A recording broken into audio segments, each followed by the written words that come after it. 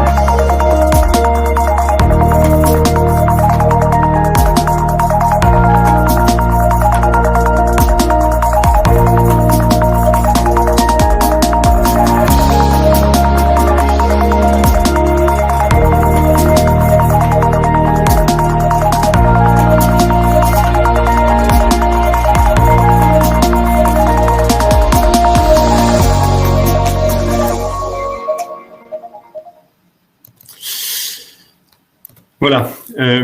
Évidemment, je vous invite à vous inscrire si ce n'est pas fait ou à le consulter pour ceux qui ne le connaissent pas encore. Allez, on passe donc à la présentation de nos invités et au cœur de ce webinaire, donc qui est le 3e d'une série. Nous avons également un 4e webinaire qui est déjà programmé. Je vous en dirai un peu plus à la fin de celui-ci. Et donc, pour l'instant, nous allons parler de solutions d'optimisation du stockage et de la préparation des commandes avec nos invités, donc Nadine Giraud du groupe Brioche Pasquier et Cyril Guichard, son fournisseur du groupe Alstef. Et je vais vous laisser vous présenter. Nadine, peut-être vous pouvez commencer. Bonjour à tous, je m'appelle Nadine Giraud et je suis responsable logistique pour l'activité Brioche chez Brioche Pasquier. Très bien, à mon tour, donc Cyril Guichard, donc je suis responsable du service commercial de la partie logistique du groupe Alstef. Et donc, ça fait une vingtaine d'années que je suis chez Alstef et quelques projets partagés avec le groupe Pasquier. Merci beaucoup, merci de venir partager cette expérience avec nous.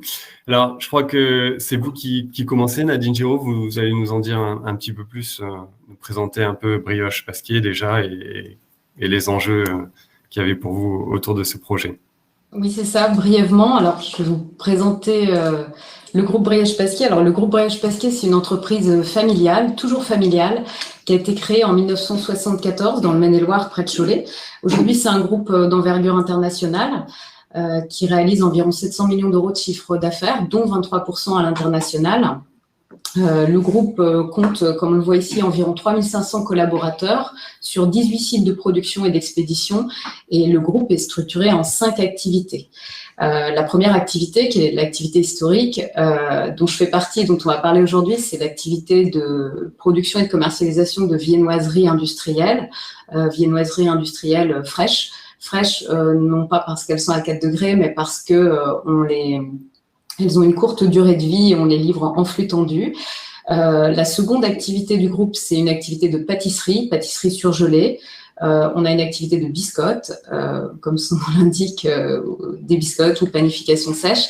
Une activité internationale qui va commercialiser les produits des autres activités, donc de la brioche, de la pâtisserie ou de la biscotte, qui va produire également aujourd'hui avec 2 usines à l'étranger, une au Royaume-Uni, une aux États-Unis. Et une dernière activité, la 5e, une petite activité historique qu'il ne faut pas oublier, qui s'appelle Agri Pasquier et qui évolue dans le domaine de l'alimentation animale. Voilà pour une présentation brève du groupe Brioche Pasquier. Alors là, on va passer à la présentation du site du Châtelet, parce qu'aujourd'hui, on va parler du site de production et d'expédition du site du Châtelet. Donc, c'est un des 5 sites de l'activité Brioche. C'est une usine qui a été construite en 92 dans le 77, donc au sud de Paris, à la base pour livrer en brioche Pasquier la région Île-de-France, donc livrer en flux tendu 6 jours semaine, particulièrement la GMS.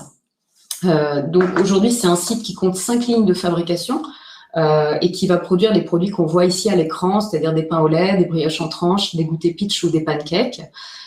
C'est également un site qui va recevoir, comme on dit chez nous, en intersite, de la part des autres usines de brioche, d'autres produits, par exemple du pain au chocolat, que je fabrique pas au Châtelet, mais que je vais devoir distribuer depuis le site du Châtelet. Et le site du Châtelet, c'est donc le second site dont on a automatisé le stockage, la préparation et l'expédition des produits finis en 2019, après notre site d'Étoile-sur-Rhône. On va voir tout à l'heure, on avait déjà démarré une installation Alstef en 2012. Voilà pour Très bien. La présentation. Merci Nadine. Donc, on va passer à Alstef Group. Donc, Alstef Group, c'est d'abord 3 entreprises. Glidepass, qui travaille dans le domaine aéroportuaire. BA System, qui fabrique et qui conçoit des systèmes AGV. Et Alstef Automation, qui a une activité aéroportuaire qui représente à peu près 50% du chiffre d'affaires et une activité intralogistique qui repose sur la partie magasin automatisé. Donc au niveau aéroportuaire, le travail que va faire Alstef, c'est concevoir, fabriquer et installer des systèmes de tri-bagages et de contrôle dans les aéroports, je dirais autour du monde. C'est une activité qui est mondiale, si on compare à l'intralogistique, qui est un petit peu plus centrée sur l'Europe occidentale. Donc ça depuis 1972. sur la partie intralogistique d'Alstef Group. Donc, il y a 2 entreprises qui travaillent sur ce domaine d'activité. Ça va être BA System, avec ses AGV, où on va faire du stockage, de la transitique horizontale, et puis Alstef Automation, où là, sur la base d'un stock automatisé, on va concevoir, fabriquer et installer également des systèmes complets de stockage et de transitique chez nos clients. Une troisième activité qui est liée à BA System, qui est le médical, qui a une petite dizaine d'années et qui est de 2012 à 2021 parce que le groupe Alstef a décidé cette année de se séparer de cette activité pour se recentrer sur les 2 activités principales du groupe, sur ses propres métiers, c'est-à-dire l'aéroportuaire et l'intralogistique. Donc, le groupe fournit à ses clients des systèmes clés en main. Donc, ce que je disais auparavant, c'est de la conception vraiment jusqu'à la mise en service de l'installation qu'Alstef va pouvoir travailler pour ses clients. Donc, je dirais que le travail va commencer vraiment sur le besoin client. Donc, l'idée, c'est de ne pas forcément reconduire quelque chose qui est standard. En fait, on ne fournit jamais de système standard. On va plutôt aller sur une conception sur mesure pour nos clients d'un système qui va répondre à leurs besoins. Donc ça va nous permettre d'agir à différentes phases ou différents endroits de l'entreprise de nos clients, aussi bien en réception, sur l'approvisionnement de lignes en consommables, donc ça avec du stockage, avec de l'AGV, mais aussi sur la prise en charge de produits finis, de buffers de proximité, et puis de préparation de commandes, aussi bien en création de palettes hétérogènes qu'en création d'images camions pour expédition vers les sites clients. Donc voilà ce que Alstef va pouvoir apporter à ses clients sur la partie intralogistique notamment. Donc peut-être un petit peu d'historique sur le partenariat, Nadine. Alors, ce qu'on a mis ici, c'est que le partenariat entre Brioche Pasquier et Alstef Group est un partenariat de longue date, puisque la première installation, qui était une installation de pâtisserie, a été commandée il y a près de 25 ans. Donc, c'est une installation qui a démarré en 98. Alors, pour des produits surgelés, donc à l'époque, la gestion du froid et l'optimisation du froid et l'amélioration des conditions de travail pour le personnel motivaient vraiment l'automatisation du stockage. On voit que dans la foulée, en fait, on a mis en place 2 autres installations sur 2 sites analogues en pâtisserie en 99. Et puis ensuite, il y a une seconde phase qu'on voit ici en 2008. En 2008, le groupe Brioche Pasquier a construit un site de biscottes près d'Angers, à Brissac. Et à la construction, pour démarrer le site, on a mis en place une installation automatisée Alstef, donc avec un gros magasin, puisqu'on est sur des produits qu'on va stocker, donc avec des capacités de stockage plus importantes à ce niveau-là. Puis ensuite, on a continué avec un site. Alors, on est sur 7 installations Alstef, ça va sans dire. Du coup, un autre site de pâtisserie en 2009. Et puis, il y a une troisième phase qui démarre en 2012 avec l'installation de notre site d'Étoile-sur-Rhône. Alors, Étoile, c'est un site de brioche, donc sur des produits de viennoiserie, comme on a dit tout à l'heure, fraîches, en flux tendu, avec une évolution significative sur l'installation d'Étoile, puisqu'on a mis en œuvre une préparation automatisée, donc une innovation pour préparer avec un robot les palettes qu'on va livrer à nos clients. Et 2019, c'est le démarrage de la seconde installation en flux tendu, qui est celle du Châtelet, qu'on va décrire derrière. Oui, donc je pense que ce qui est important de voir là, c'est que c'est ce partenariat entre Alstef et Pasquier qui nous a permis de construire ce premier site en 2012 à Étoile-sur-Rhône, où là, c'était une première, je dirais, pour les 2 entreprises, c'est-à-dire mettre à côté d'un stock automatisé un système de préparation de commandes robotisé. Et je pense que c'est la confiance qu'il y avait entre les 2 entreprises qui a permis de réaliser cette première. Et puis maintenant, je dirais que la préparation de commande, elle fait partie intégrante des solutions proposées par Alstef. Elle a été déployée chez d'autres clients mais je pense qu'il est important de noter que c'est ce partenariat qui a permis aux deux entreprises de passer cette étape importante. Exactement. Donc les enjeux qu'il y avait pour le projet de Châtelet notamment, Nadine, est-ce que vous pouvez nous en parler? Alors la question ici, c'est pourquoi automatiser notre logistique chez Brioche Pasquier. Alors, il y a quelque chose qui n'est pas écrit ici, mais que je dois dire, c'est que l'entreprise Brioche Pasquier a une culture industrielle. Donc on automatise ce qui est automatisable concrètement. Dans le domaine de la logistique, on avait déjà depuis plusieurs années rationalisé nos colis, nos étiquetages, et donc du coup aujourd'hui on en est rendu à l'époque où on industrialise notre logistique.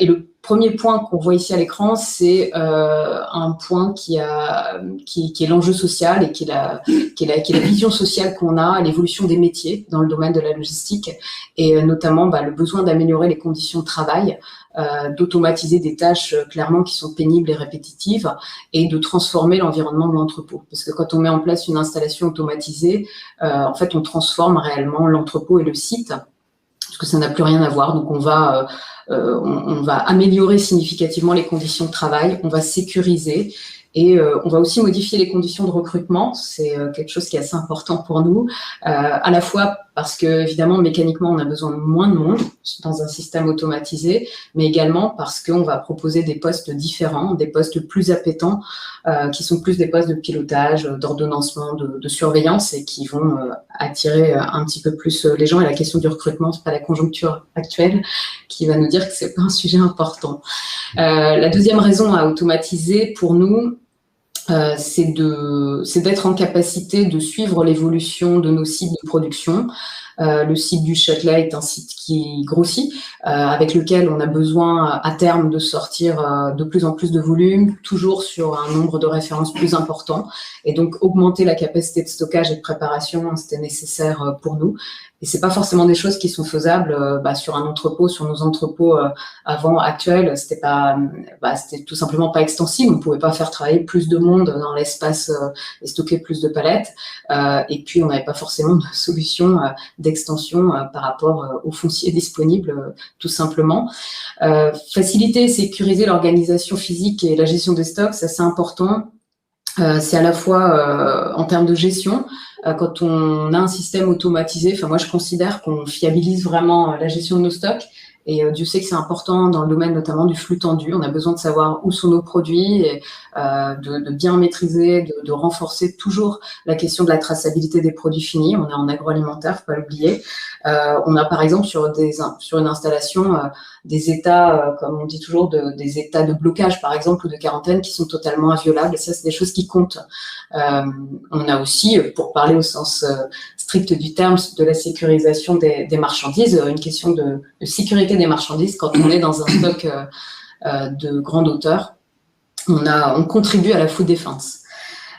Et puis on a mis en dernier point, c'est pas rien, c'est la régularité et la qualité des palettes préparées. Quand on automatise, quand on robotise la préparation de palettes, on va avoir une régularité parfaite. Nous, sur nos types de colis qui sont plutôt des plateaux ouverts, on a une empilabilité parfaite quand le robot pose les couches de colis. Donc ça veut dire qu'on garantit à nos clients, la GMS, des palettes qui sont préparées régulièrement. Dans un autre pot manuel, pour faire le parallèle, manuellement il y aura toujours des erreurs, c'est normal, c'est manuel. Et puis d'un préparateur à un autre, il peut y avoir des disparités dans la forme des palettes. Voilà toutes les raisons, un échantillon des raisons pour lesquelles on automatise chez Brioche Pasquier. C'est une stratégie chez nous aujourd'hui pour absorber du volume, d'automatiser nos sites. Très bien. On va passer au descriptif du système. Donc là, vous avez le plan d'ensemble du système avec 2 points d'entrée. Donc on va trouver au nord du plan la zone de production. On va avoir donc les 5 lignes de production qui vont sortir les produits finis.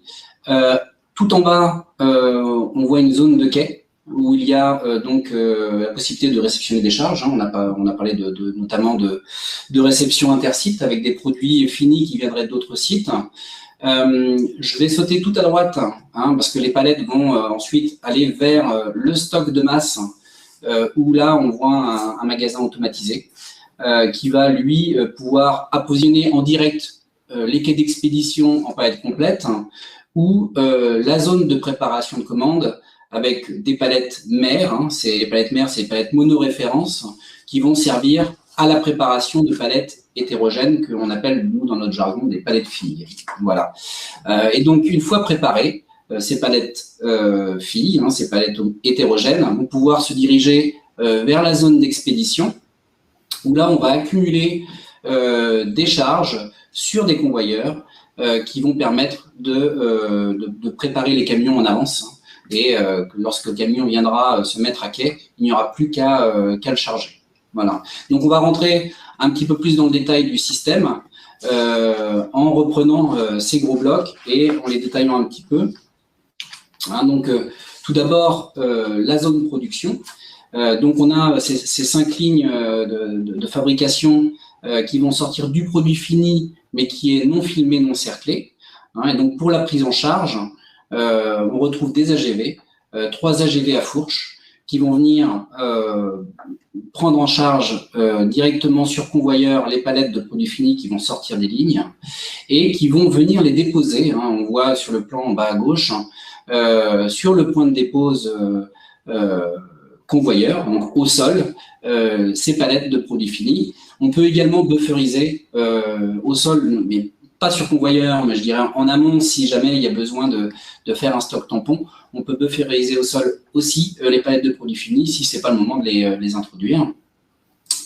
Un point de sortie également vers la production, parce que le stock, on va le voir tout à l'heure, sert également à stocker du consommable et de la palette vide, et on va être capable d'approvisionner la zone de production avec ces consommables. Ce qui fait que les AGV vont pouvoir travailler à l'aller avec du produit fini et au retour avec du consommable. On optimise les mouvements des appareils. Voilà. Donc, Alstef est un intégrateur. Donc, en tant qu'intégrateur, une partie des produits, des équipements sont fabriqués et conçus par Alstef. Ce sont les AGV, ce sont les convoyeurs, les navettes, donc les convoyeurs que l'on voit là à l'image, et les élévateurs.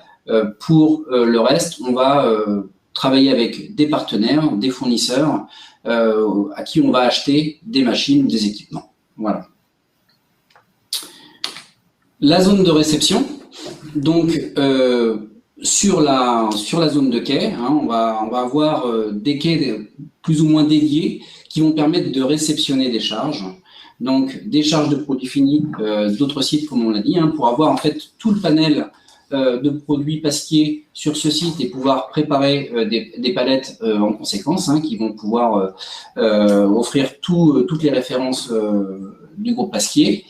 On va également, par ce brin, réceptionner des piles de palettes vides. Donc, ces piles de palettes vides sont triées au préalable et vont aller dans le stock automatisé. Donc, tout ça, c'est du format 800-1200 pour le format palette. Mais on va également pouvoir réceptionner du carton, du film qui vont servir à la production.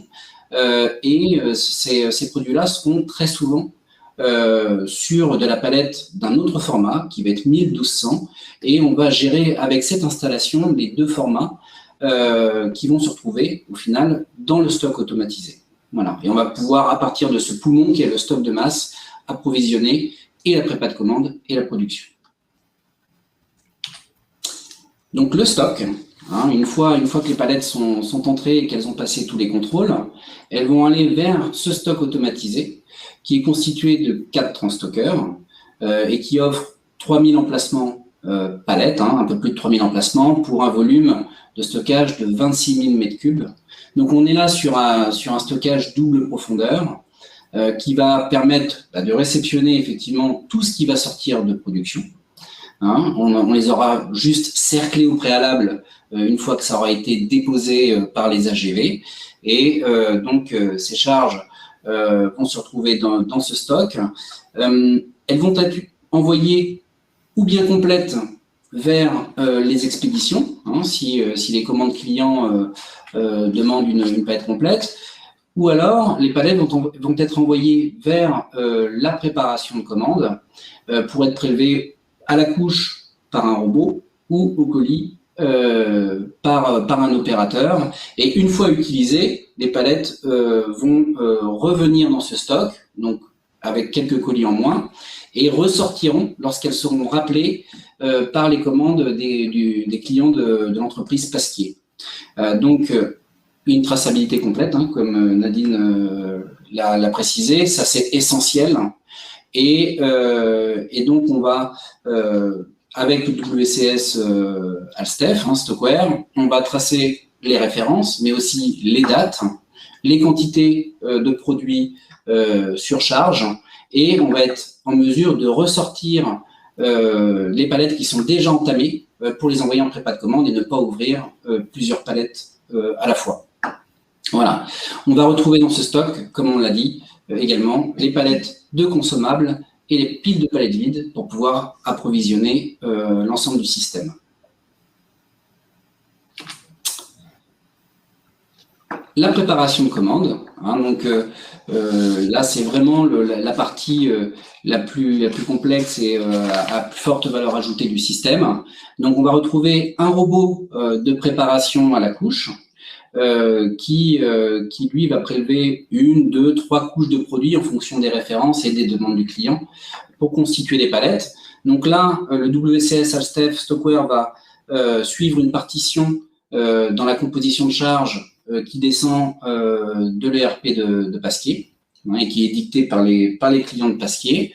Et l'intelligence du système va être de mettre dans la bonne séquence les produits pour pouvoir respecter cette partition.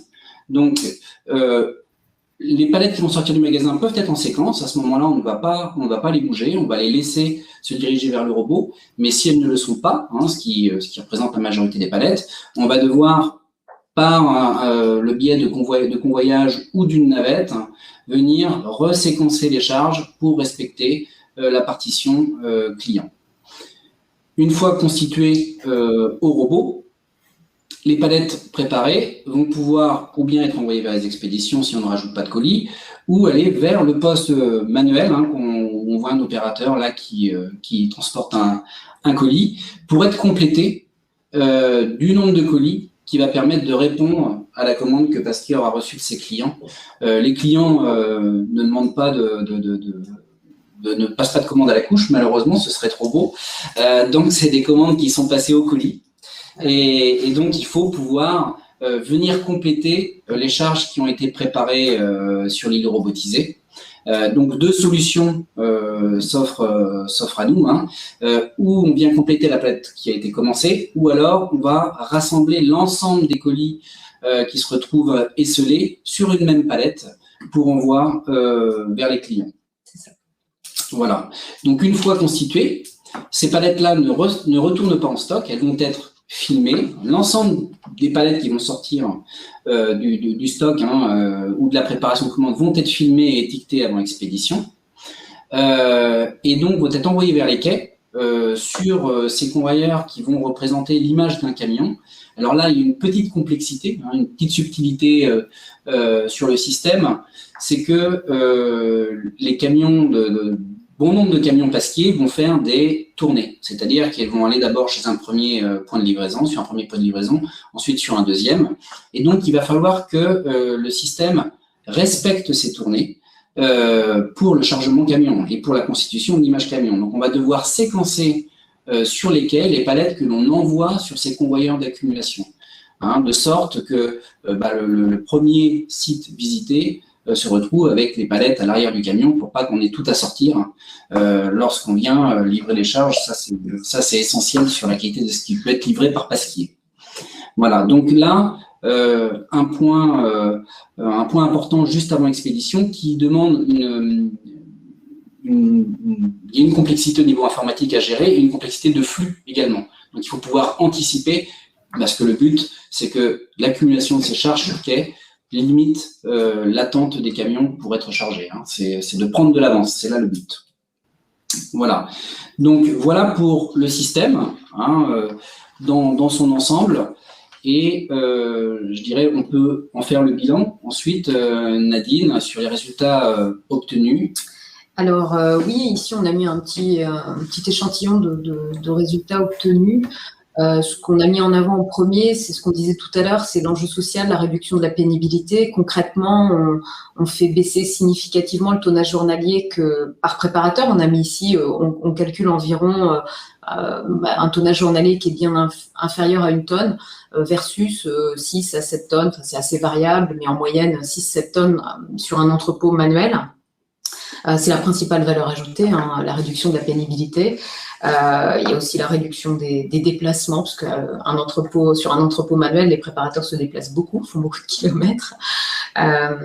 Concrètement, la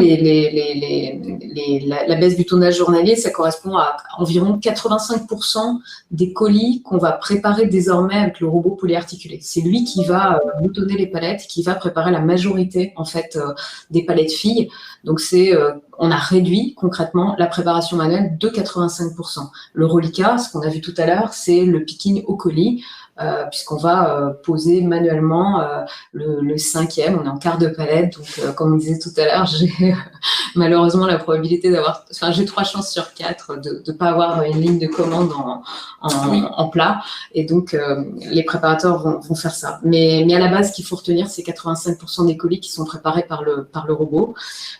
Du coup, le robot, ce qu'on a mis juste derrière, c'est qu'il a une capacité d'environ 3200 colis heure. Ça, c'est la capacité en nombre de colis par rapport au nombre de couches qu'il peut prélever, de 1 à 4 couches, en fonction du type de colis.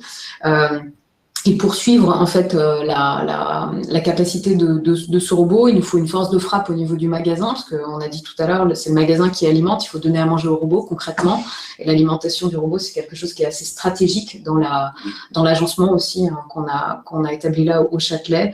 Donc il faut une dynamique, et dans le stockage dynamique, c'est ça qui compte. Donc nos 4 transstockeurs Gerber peuvent déplacer, on a mis ici une capacité maximale de jusqu'à 8600 palettes jour. C'est des entrées, des sorties, des déplacements de palettes éventuellement, des palettes qui réentrent, qui arrivent de la prépa, qui réentrent, qui vont ressortir ensuite. C'est la dynamique qu'il faut pour alimenter la prépa. Et puis enfin, en dernier, mais c'est pas le moindre des intérêts, c'est un gain significatif sur la surface au sol qu'on réalise quand on met en place une installation automatisée, notamment le stockage en hauteur, évidemment, puisque si on comparait à périmètre égal, pour avoir une capacité égale à celle qu'on a aujourd'hui sur le site du Châtelet, capacité de stockage, de prépa, d'expé, du coup, on estime qu'on a fait un gain de 40% sur la surface au sol. Voilà.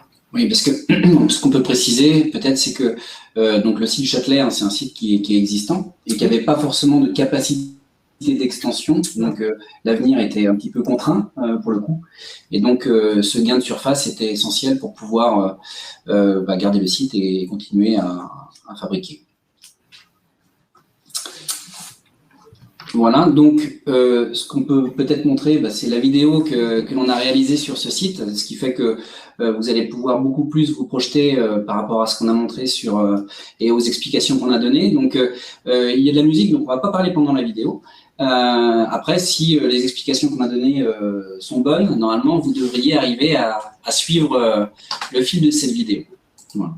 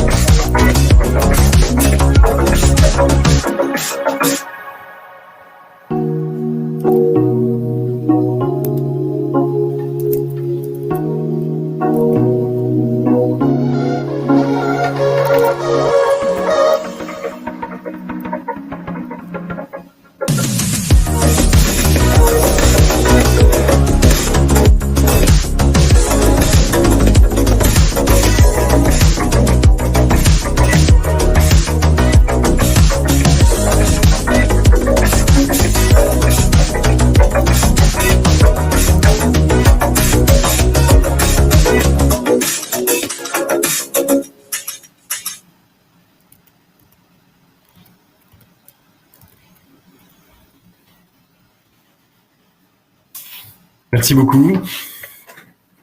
Merci beaucoup pour cette présentation avec ce film qui permet de visualiser un peu tous ces concepts que vous avez présentés.